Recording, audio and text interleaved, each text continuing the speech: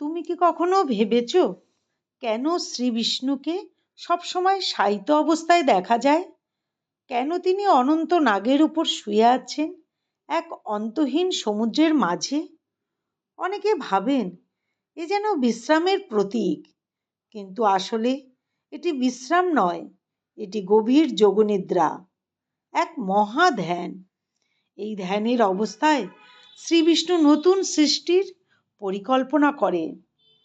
যখন সৃষ্টি শেষ হয় এবং ধ্বংস ঘটে, তখন বিশ্ব থাকে এক প্রশান্ত নীরবতায়।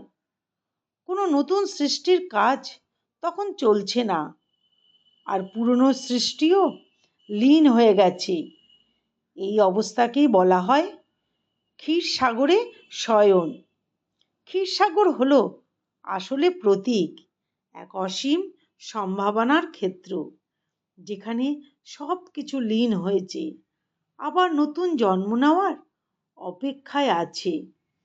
যেমন আমরা ধ্যান করি, মন শান্ত করি, তেমনি শ্রী বিষ্ণুর এই শয়ন হলো মহাধ্যান, যেখানে তিনি জীবনের নতুন যুগের পরিকল্পনা করছেন।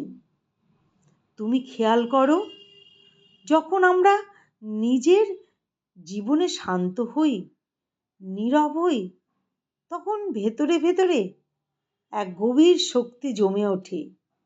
একটা শান্তি, একটা সহিষ্ণুতা, একটা সৃষ্টি শক্তি। এটাই ঈশ্বরের শক্তি আর দেবত্ব। শ্রীবিষ্ণু তাই কখনো ঘুমিয়ে থাকেন না, বরং তিনি সর্বদা প্রস্তুতি নিচ্ছেন নতুন সৃষ্টির আর নতুন সূচনার। তাই তার এই যোগনিদ্রা হলো চির সৃষ্টির নীরব প্রস্তুতি, যেখানে তিনি নীরব কিন্তু সচেতন, শান্ত কিন্তু সর্বশক্তিমান। এইভাবেই চলতে থাকে সৃষ্টি, স্থিতি ও লয়। ব্রহ্মা সৃষ্টি করেন, বিষ্ণু পালন করেন, আর মহেশ্বর ধ্বংস করেন। আর এই তিনের মূলেই রয়েছে এই যোগনিদ্রার নীরব শক্তি। তাই যখনই আমরা দেখি শ্রী বিষ্ণু শুয়ে আছেন, তখন মনে রেখো তিনি বিশ্রাম নিচ্ছেন না, বরং সমগ্র বিশ্বজগতের ভবিষ্যৎ রচনা করছেন।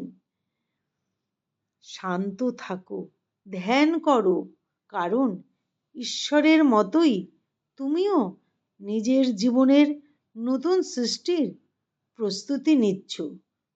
বিষয়টি ভালো লাগলে কমেন্টে লিখো হরে কৃষ্ণ, আর লাইক ও সাবস্ক্রাইব করো।